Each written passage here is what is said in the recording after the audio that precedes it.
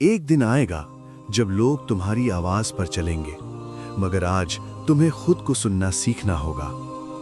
یہ الفاظ سن کر نوجوان سلیم رک گیا۔ اس کے دل میں جیسے کوئی چنگاری جل اٹھی ہو۔ اسے ابھی اندازہ نہیں تھا کہ یہی جملہ اس کی تقدیر بدلنے والا ہے۔ ایجے سٹوریز میں خوش آمدید، جہاں ہم آپ کے لیے ایسی کہانیاں لاتے ہیں جو دل کو چھو جائیں اور زندگی کو نئی سمت دیں۔ یہ کہانی ہے بصرہ کے ایک سادہ مگر پرہجوم شہر کی، جہاں گلیوں میں شور تھا مگر خواب اکثر خاموش رہ جاتے تھے۔ سلیم ایک غریب گھرانے کا لڑکا تھا۔ اس کے والد یوسف ایک مزدور تھے اور ماں عائشہ ایک صابر اور محبت کرنے والی عورت۔ سلیم بچپن سے ہی حالات کی سختی دیکھتا آیا تھا، مگر اس کے اندر کچھ بڑا کرنے کی خواہش ہمیشہ زندہ رہی۔ اس کا بچپن کا دوست حسن اکثر اس سے کہتا، سلیم، ہم جیسے لوگ صرف گزارا کرتے ہیں، بڑے خواب ہمارے لیے نہیں ہوتے۔ مگر سلیم کے دل میں یہ بات کبھی نہیں بیٹھی۔ ایک دن محلے میں ایک معزز شخصیت حکیم فاروق آئے۔ وہ ایک دانش مند اور دور اندیش انسان تھے جنہیں لوگ عزت کی نگاہ سے دیکھتے تھے۔ سلیم نے ان کی باتیں سنی اور پہلی بار اسے محسوس ہوا کہ رہنما بننے کے لیے دولت نہیں بلکہ سوچ اور ہمت چاہیے۔ وقت گزرتا گیا، حالات مزید سخت ہوتے گئے۔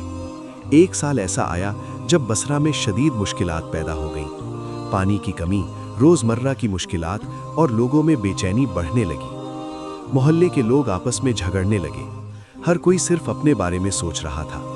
اسی دوران سلیم کی ملاقات زارا سے ہوئی، جو ایک سمجھدار اور بہادر لڑکی تھی۔ زارا نے کہا، اگر کوئی آگے بڑھ کر سب کو اکٹھا کرے تو ہم اس مشکل سے نکل سکتے ہیں۔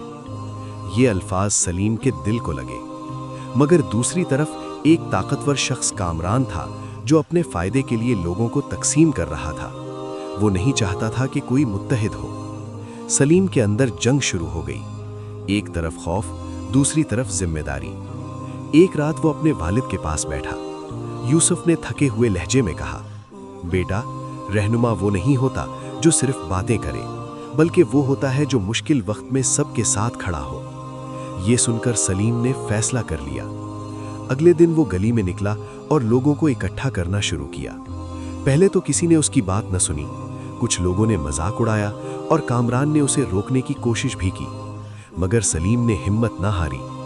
اس نے حسن کو ساتھ ملایا، زارا کو ذمہ داری دی اور حکیم فاروق سے رہنمائی لی۔ آہستہ آہستہ لوگ اس کی بات سننے لگے۔ انہوں نے مل کر پانی کے مسئلے کا حل نکالا، ایک دوسرے کی مدد شروع کی اور محلے میں اتحاد پیدا ہونے لگا۔ کامران کی سازشیں ناکام ہونے لگیں۔ ایک دن پورا محلہ اکٹھا تھا، لوگ سلیم کی طرف دیکھ رہے تھے۔ وہی سلیم جسے کبھی کوئی نہیں جانتا تھا، آج سب اس کی بات سن رہے تھے۔ حسن نے مسکرا کر کہا، شاید میں غلط تھا، بڑے خواب ہمارے لیے بھی ہوتے ہیں۔ زارا نے فخر سے کہا، رہنما وہی بنتا ہے جو ڈر کے باوجود قدم بڑھاتا ہے۔ حکیم فاروق نے سلیم کے کندھے پر ہاتھ رکھا، آج تم نے خود کو پہچان لیا اور یہی ایک رہنما کی پہلی جیت ہوتی ہے۔